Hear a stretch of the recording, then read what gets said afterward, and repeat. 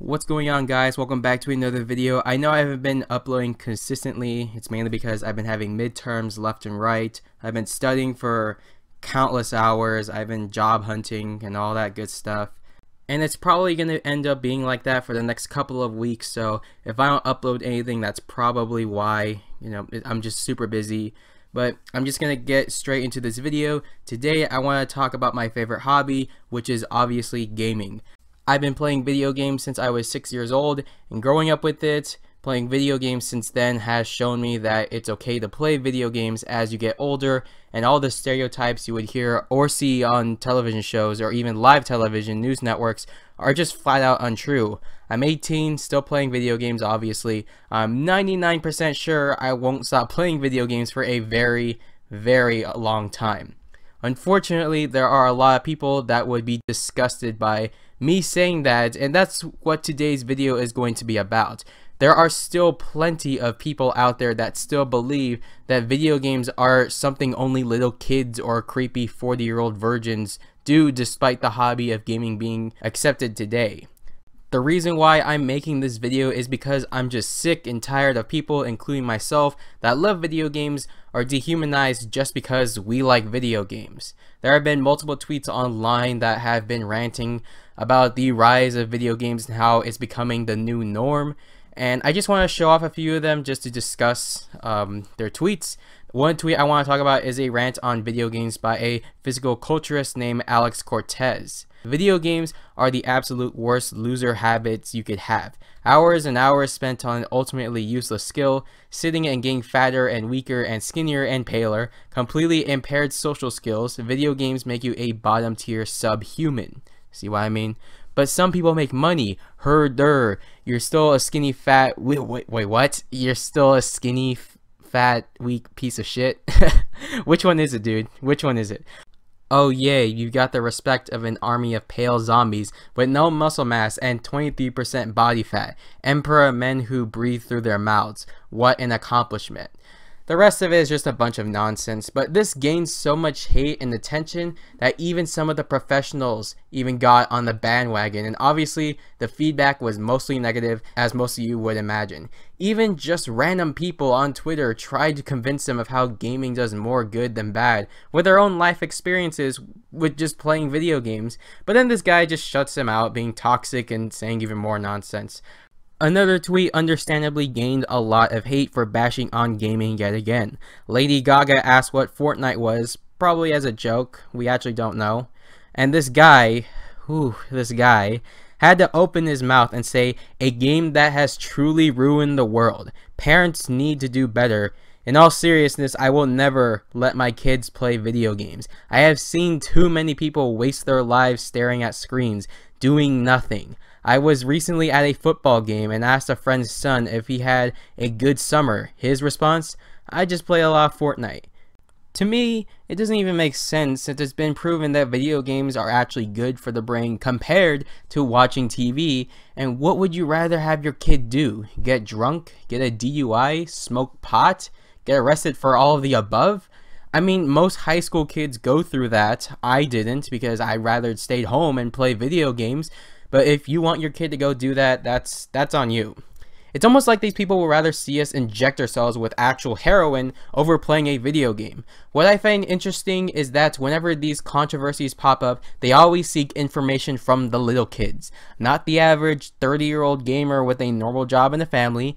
Not the professional players or the analysts. They always ask these 10-year-olds, expecting them to have all the information. And I get that there was the stigma that video games were only for young kids, but come on, it's 2019. Everyone should know this isn't true by now. Even though most people would agree that gaming is no longer a kid's activity, tweets like this are the reasons why people still wouldn't consider themselves as gamers or would try to hide the fact that they like video games. And it's not just tweets. Multiple films and live news reports have constantly mocked the hobby by calling it heroin, making the hobby look like a kid's activity, which is extremely common, and portrayed the rise of video games and eSports as a laughingstock. I mean, when was the last time you saw a news report about eSports that didn't mock the industry or the players for their work or career choice?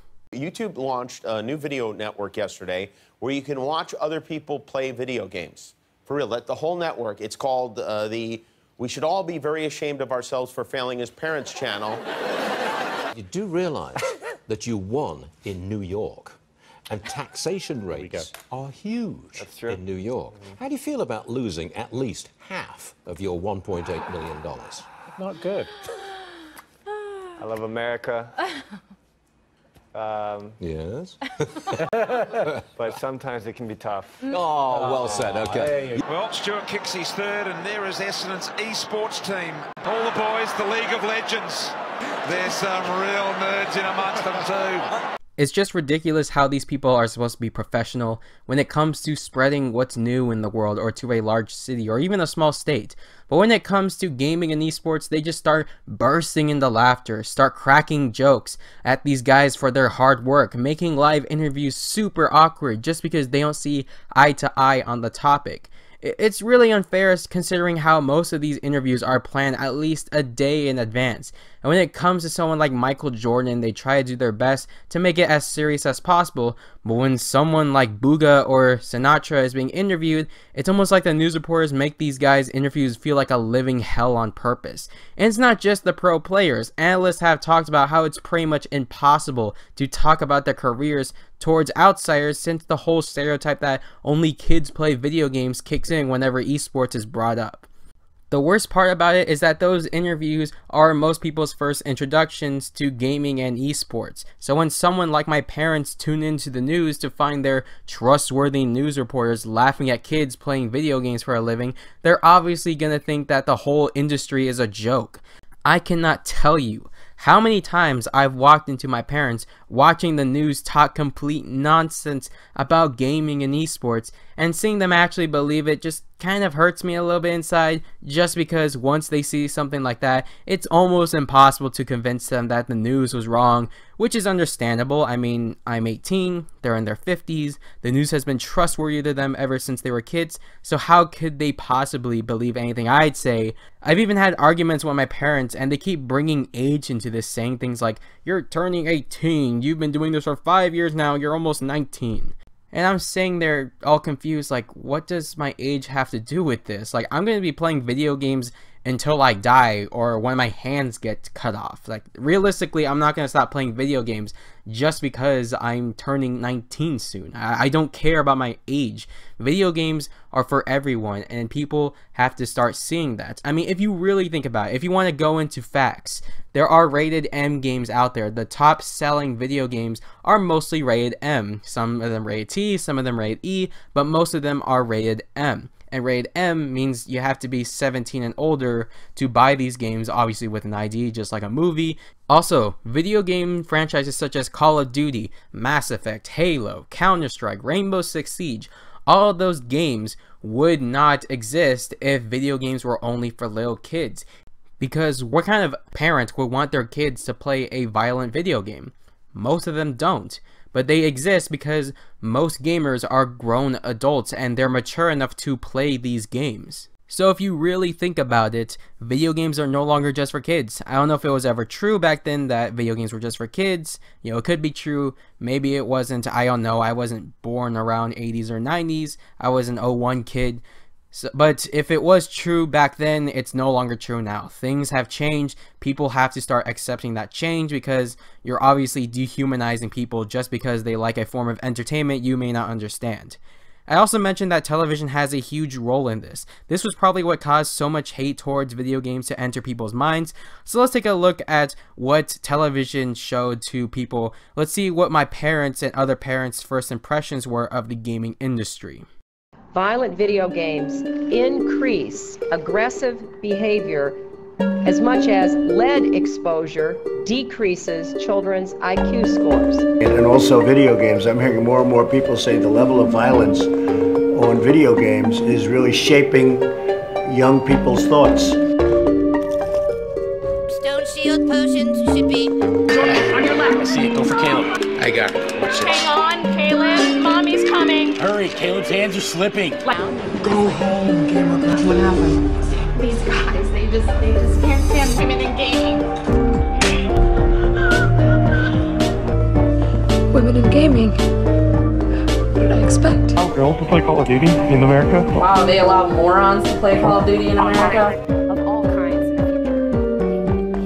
As you can see, gamers to the film industry are the scum of the earth. If they're not 10-year-olds, they are obese 40-year-old men that hate women, have a diet that consists of what is probably Doritos and Mountain Dew, oftentimes have some sort of criminal mindset, all because they one day decide to pick up a controller and play a video game. You know how most people say that first impressions last a lifetime? Well, if this is what the film industry is brainwashing older generations to believe in, then we're going to be in this massive shithole for a very long time.